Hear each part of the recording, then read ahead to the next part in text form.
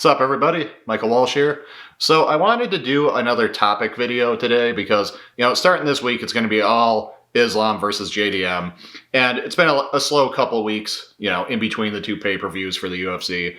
So I wanted to put, a little more content out since I know a lot of people appreciated that last video I did about people's primes and why people's primes are getting longer. So I wanted to do another kind of deep dive into a niche topic here today. And that topic is Brazilian Jiu-Jitsu and why Brazilian Jiu-Jitsu will never again be dominant in MMA. Why, as an archetype, being a Jiu-Jitsu first fighter, a fighter whose game overwhelmingly centers around BJJ and not around the other arts that make up MMA, why that just isn't viable at the elite level, why it hasn't been viable at the elite level for a very long time, and why it's not gonna be anytime again. So, ultimately, this video is kind of about the archetypes that fighters fit into. It's not going to cover every possible example, and there's a lot of ways to break it down. Like, you can look at it just not from striking alone. You can take the boxing archetypes of the brawler, the outfighter, the pressure fighter, the counter puncher, the boxer puncher, or all-rounder. You can, just that alone, southpaw, orthodox, like just these sorts of archetypes, are valuable in terms of how you look at a fighter and how they fight. But I'm looking at it mainly in terms of like the main three areas the fight takes place. So striking, wrestling, grappling, to make it very broad. And again, that doesn't cover everything. That's not even talking about like clinch fighting. That's not talking about using the fence. It's not talking about like shoot fighting, which is striking into your takedowns. I'm not breaking down all the nuances of like, you're a grappler, you're a ground fighter. Are you a bottom player or a top player? Are you a submission guy? Are you a control guy? I'm not going to get into all that. But broadly speaking, just looking at striking, wrestling, and grappling referring to the ground, so effectively boxing, kickboxing, Muay Thai, wrestling, judo, Brazilian Jiu-Jitsu. That's basically how we're breaking this down in terms of the arts. And that archetype of Jiu-Jitsu first, of Rickson Gracie, of Kron Gracie, of Nogueira, of Fabricio Verdum to a large degree, although he got better at striking as his career went on. Like that kind of archetype really is not viable anymore. It's not a reliable way to become a champion. It's not even a reliable way to get to a title shot or get into the rankings in the UFC anymore. And there's exceptions to that, like the sort of peculiarities. We've got the Ryan Halls out there who were able to do what they did. But even there, Ryan Hall still never even sniffed a title shot. And he was oddly successful because he had a kind of jiu-jitsu game, and he was doing sort of clever things to mask the weaknesses of that jiu-jitsu game for as long as he could, and to fluster people and to just give them an odd puzzle that they weren't used to ever dealing with. But even he ran into a brick wall that he couldn't overcome, and he's effectively retired. And why is that? Like, why is jiu-jitsu stuck in this hole that it's always trying to dig itself out of, to kind of become competitive again, to become on par with the other main arts, the strikers, the wrestlers? Why is jiu-jitsu in this situation? And I'd argue it basically just comes down to your ability to control where the fight takes place and your ability to fight in different phases. So let's talk about some archetypes here. I've been laboring the point about the jiu-jitsu first archetype, but another very common archetype is the jiu-jitsu guy / striker. So this is someone who overwhelmingly puts their points into the ground game and then the striking game. And I say putting points into, so think of an RPG game like Skyrim or something where you're leveling up and you're choosing what kind of character you're going to be. Think of fighting that way in terms of your style. So this is someone who's basically putting 50% of their points into the ground game and 50% of their points into the striking, but not really any into the wrestling. And not much even into their takedown defense. So maybe the best examples of this would be the Diaz brothers. They were overwhelmingly just Brazilian Jiu-Jitsu guys and boxers. And sure, that worked to a decent degree because on the ground they were legit. They could submit guys. And on the feet, they could box. But the problem comes in multiple forms. But one is they go up against a wrestler.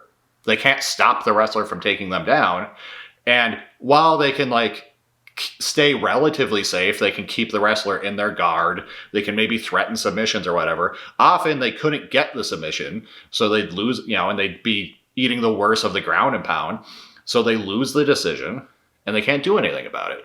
Another thing that happens is these kind of people come up against a striker who's actually better than them, and then they can't bring the fight to the ground after that.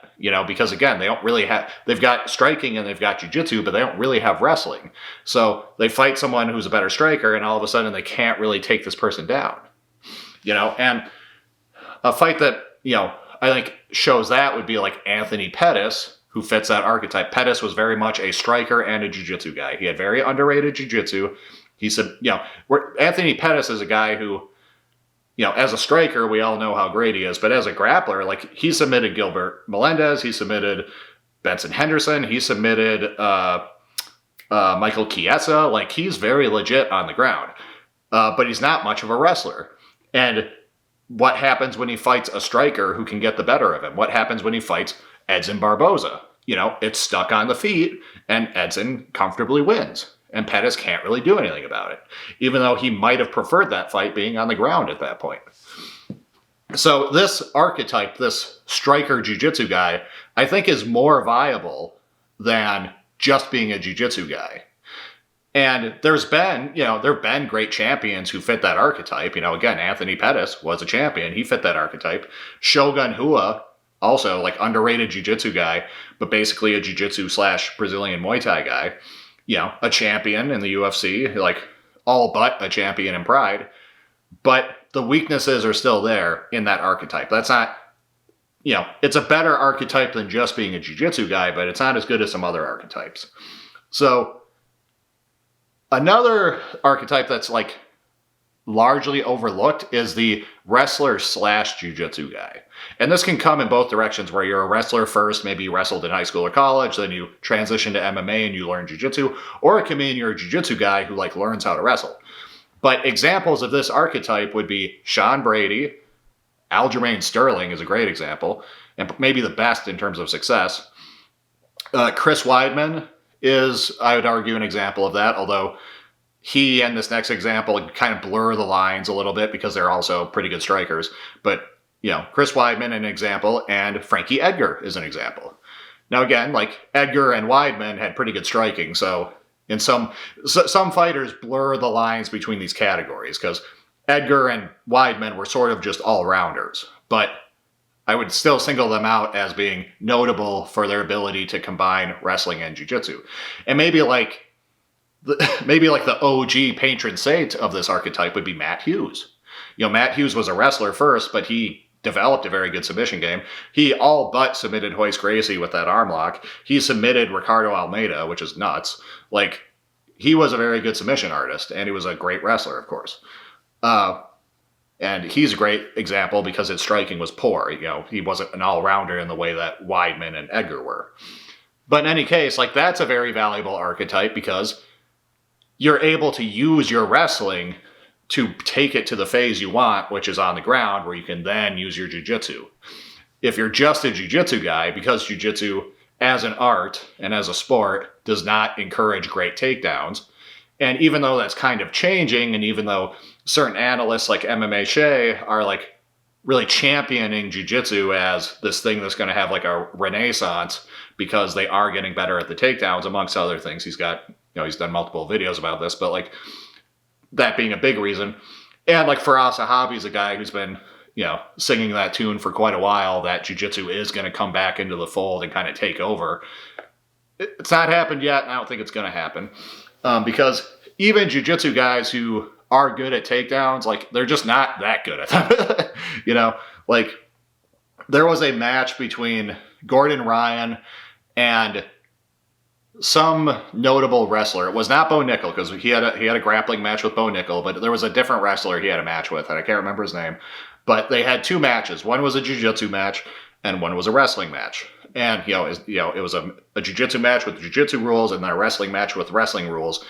And this was around the time when John Danaher, who is Gordon Ryan's coach and one of the top jiu-jitsu coaches out there, he was, putting out a lot of instructionals about takedowns and takedowns for jiu-jitsu, and they were very much sort of promoting this message that Danaher had like reinvented the fucking wheel about takedowns and had developed like a better system for takedowns. And Gordon Ryan was suggesting that he could win the wrestling match against this wrestler and that he could get takedowns on this wrestler in the wrestling match. Now, of course, Ryan comfortably like smashed him in the jiu-jitsu match. But when they had the wrestling match, this guy tech-falled Gordon, which is where you get, I think it's 10 points, but if you get like a 10-point lead or a 10-0 lead in wrestling, it's like a mercy win where you're so far ahead that they just award you the win to spare the loser. He tech-falled Ryan in like 20 seconds. Like it was an effortless, like no resistance sweep on Ryan from this wrestler. And that's from a jiu-jitsu guy who nominally has good takedowns. Now, there's guys with better takedowns than Ryan in the jiu-jitsu space, but I use this to emphasize the point. Their takedowns compared to elite wrestlers, compared to elite judo guys, compared to elite sambo guys, their takedowns are not very good. And the nature of the sport is such, the nature of the sport of jiu-jitsu is such that that's never going to change.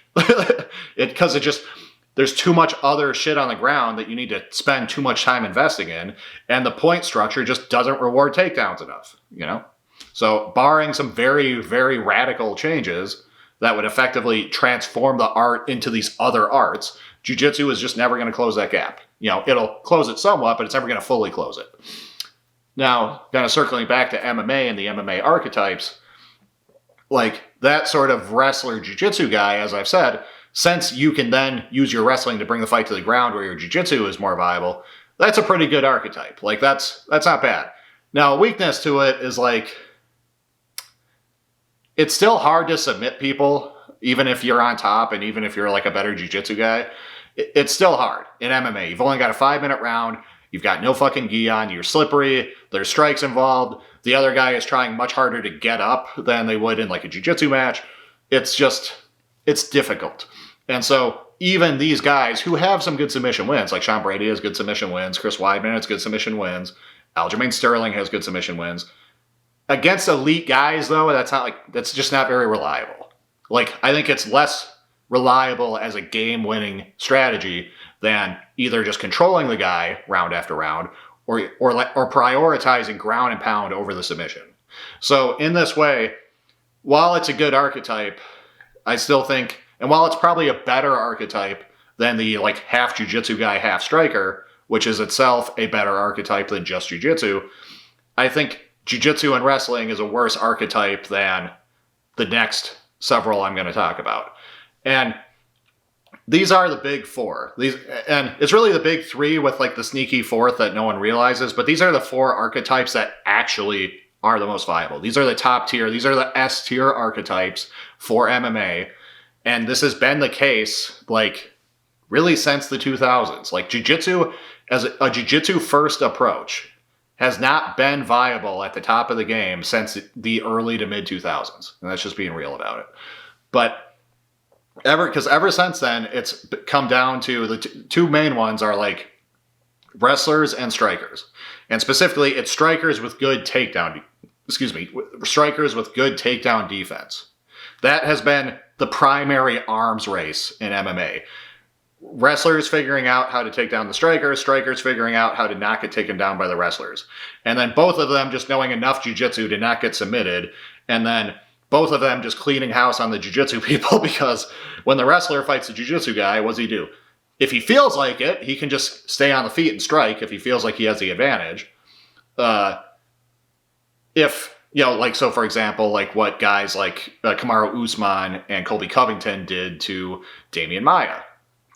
And Damian Maia is an interesting case because he started as like a jiu-jitsu first guy, and he sort of began morphing into a kind of part jiu-jitsu, part wrestler guy because he invested a lot of time into learning wrestling, invested a lot of time into like connecting his wrestling to his jiu-jitsu, and that's when he had his best success. That's when he was beating guys like Rick Story, like John Fitch. Like that's when he was on the cusp of a title shot, was when he was the most of that archetype and the least of a just jiu-jitsu guy archetype. And he even like kind of got serviceable at striking before that happened. There was the quote unquote K1 Maya phase where he like spent a lot of time like working on his striking, and he never got very good at it. But like that was less helpful than just learning how to wrestle, unsurprisingly. But which reinforces what I'm saying, that that's a wrestler jiu-jitsu is a better archetype than striker jiu-jitsu, which is a better archetype than Brazilian jiu-jitsu alone. And Damian Maia's career itself shows that. So, need I say more? But in any case, where was I? But yeah, so like if you look at a wrestler versus a jiu-jitsu guy, the wrestler can do, again, what Covington and Usman did against Maia, where they just keep it on the feet and outstrike him. A wrestler can do the opposite and say, look, I'm going to take you down. I'm not that worried that you'll submit me off your back, and I know that you can't reverse me because I'm too good of a wrestler. You're not going to sweep me, get on top. And you're not going to get up because I'm too good of a wrestler. I'm not going to let you up. And so I'm just going to control you and or beat the shit out of you with ground and pound, which is only going to lessen your ability to leverage your jiu-jitsu against me. So what the fuck are you going to do about it? And again, this has been happening since like the early 2000s. And if you're a striker with good takedown defense, likewise, and you fight a jiu-jitsu guy, what happens? You just defend all the fucking takedowns and beat the shit out of them. Like that, like even that, like, because Nogueira is one of like the great examples of a jiu-jitsu first guy who was at the top of the game. And again, he was at the top of the game in the early to mid 2000s. And you even saw the beginnings of this when he fought Crow Cop. Now they only had one match, but Crow Cop, who was very much a neophyte in the grappling at this point still, was able to stuff most of the takedowns and beat the shit out of Nogueira and very nearly win, except Nogueira finally got it to the ground, and Crow Cop's jiu-jitsu was so poor at this time that he very quickly submitted Crow Cop. But Crow Cop only went on to get better, and he only went on to get better as a grappler, and he beat other good grapplers like Josh Burnett. Like, most of us assumed, even back then, that if they were to rematch, Crow Cop would win. It would look like the first fight, except it never would go to the ground, and Crow Cop would just beat the shit out of him. And again, this is an archetype that was playing out, or a battle of archetypes that was playing out in like 2004. So, and things just haven't changed. But, so that's wrestler. So that's like the wrestler and the striker with takedown defense. You know, there's plenty of examples of both of those. And there's nuances. So like there's wrestlers who, you know, there's like the boxer wrestler, which is an archetype used to describe wrestlers who like can throw an overhand. Basically, if you're a wrestler with like decent timing and who's athletic and can hit hard, you're a boxer wrestler. So this is like Dan Henderson. This is like Uriah Faber. This is like Michael Chandler, right? Like they're not great strikers, but they hit hard and they're athletic, they're explosive. And since you're worried about the takedown, the overhand right specifically, and the left hook as well, like the level change into the left hook, like how Kevin Randleman, an explosive wrestler, knocked out Mirko Crow Cop, a striker with takedown defense. Like, that's how that works. So that's like a sub-archetype, like a subclass of archetype. But the other main archetype, because I said there's like three main ones and then the fourth that no one thinks about. But the other main one is just the all-rounder, the person who's really competent everywhere. And examples of that are like Fedor, John Jones, Demetrius Johnson, George St. Pierre, you know, like some of the best fighters of all time. And sure, some of them fudge those lines a little because in almost each of those cases, you could argue they were like kind of better at wrestling than everything else.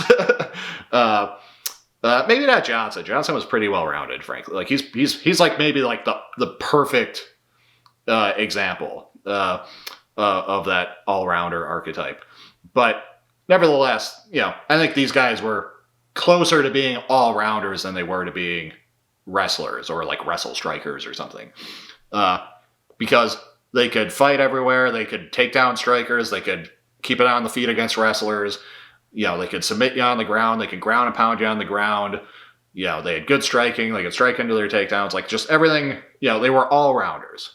And that's if you can pull that off, that's extremely viable. I think one of the reasons people don't gravitate towards that, and why it's a little more rare, is because it's just so hard to do. It's very hard to be just pretty fucking great at everything, obviously. You know, it's kind of like being a boxer puncher, which is like the term in boxing for an all-rounder, like an Andre Ward kind of boxer. Like, it's very hard to do. It's hard to be good at everything, especially when your personality and your preferences tend to kind of funnel you towards certain things over others. So to just be like, I'm just going to be a master of everything. Very difficult. But of course viable. If you can pull it off. And if you can pull it off really well, there's like a decent chance you're just one of the best fighters of all time, frankly. Anyways, that fourth archetype, though, that I've been mentioning that everyone kind of overlooks, but might actually be, in my opinion, like the best archetype. Like, it might be better than being a wrestler. It might be better than being a striker with takedown defense. It might be better than being an all-rounder is, and you may have inferred this by process of elimination and by how these categories work, but like, it's the striker wrestler. And by that I mean the guy who's a very good wrestler and is isn't just a hard puncher, can't just throw an overhand right really hard, but is actually a skilled savant, a skilled technician in the striking. Now, since striking and wrestling are so fucking hard to learn, both, I think they're both harder to learn than jiu-jitsu, frankly. And I say that anecdotally as someone who trains. I say that just observationally as someone who watches these sports. Like, I think that's true. So to be great at both, kind of like being a great all-rounder, you know, it's hard to be like really good at wrestling and striking. But if you can pull that off, that's like a real game changer. And again, just look at the examples. They're not many, but look at who they are. I would say Alexander Volkanovski is an example. I would say Dominic Cruz is an example. I would say that TJ Dillashaw is an example. I would say Henry Cejudo almost was. I think he was steering in that direction. I think as his game developed, it was going that way. But unfortunately, A, he probably came to MMA later than he should have. B, he retired like as he was entering in his technical prime, so we didn't get to see his game develop as much. And then by the time he came back to the sport, he was already past his prime. He was a little too old, so we kind of lost his best years because he was kind of playing money games with the UFC. But I think he could have become that kind of guy. And Ilia Topuria is another example of someone who, like, you could consider an all-rounder because his jiu-jitsu is very good, his wrestling's good, his striking is good. I think he could bring his wrestling into his game more and kind of put his focus, put his stats more into his wrestling, and he could become that kind of archetype. He has the potential. Right now, he's sort of a striker with takedown defense who's kind of an all-rounder. Again, I said some people blur the barriers between these archetypes, but I think he has the potential if he really leans into his wrestling and really mixes it with his striking more. I think he could become like a great example of that archetype. But I think if you can pull that off, though, that's maybe the best thing you can be, because better than an all-rounder, are you able to like keep the fight in the phase you want it to be or take it to the phase you want it to be? Because that's the benefit of being an all-rounder, is they can effectively do what the jiu-jitsu/striker guy can't. Because the jiu-jitsu/striker guy, you know, your Pettis, your Shogun, your Diaz brothers, etc., like that kind of archetype has problems, because if you're stuck on the feet, you're stuck on the feet, and if you're stuck on the ground, you're stuck on the ground, and you're not able to escape from the bottom or stop the takedowns, and you're not able to bring the fight to the ground reliably. Now, some of you watching might, you know, throughout this video may have been objecting and saying like, well, what do you mean? Like, these guys don't train things. Like, of course they also train some wrestling, and the Diaz brothers have taken people down, and the Diaz brothers have gotten up from the bottom, and Shogun has taken people down. Like, what do you mean? I mean at the elite level, and I mean like where the overwhelming lion's share of their game is located. And for all of them, it's not located in the wrestling, either defensively or offensively. And the wrestler striker archetype, that sort of TJ Dillashaw, Volkanovski kind of archetype, that archetype is actually capable of stopping takedowns from great wrestlers and keeping it on the feet, and they're capable of taking down guys with good takedown defense. You know what I mean? Especially since they might not be as good at wrestling as like the true wrestlers. The way, in the sense that like TJ Dillashaw's takedown ability is not the same as like Khabib's takedown ability. But the fact that the striking is so good means that their ability to set it up to do shoot fighting, which is, striking and grappling combined, like that, their ability to do that is really high. It's like the highest of anyone. And so by focusing on the two most important skill sets, the two most important phases, the feet and the transition to the ground, like that becomes, in my opinion, maybe the best archetype. And one that I think is, again, probably not seen more often just because those are the two hardest skills to learn, but might be worth thinking about. I mean, I don't know how many like hopeful MMA fighters would like watch a video like this from me, but like if anyone is like and is considering like what kind of fighter they should try to become, like I would argue that's the kind of fighter you should try to become. You should try to become a TJ Dillashaw, And I know TJ Dillashaw might not be a popular example because of his EPO busting, but just look at his skills. I'm not defending his use of EPO, even though I don't care about that. But like, I'm just saying, as a skill set, and as far as who passes the eye test with their ability, TJ Dillashaw is one of the best fighters to ever live. Okay, just straight up. And so, anyways, that's all I've got for today. This is already becoming a long video, but I wanted to give a bit of a deep dive into a niche topic for the people who've been liking some of the videos lately, and as a sort of an appetizer until tomorrow and the rest of the week where we're just all in on Islam versus JDM. So take care.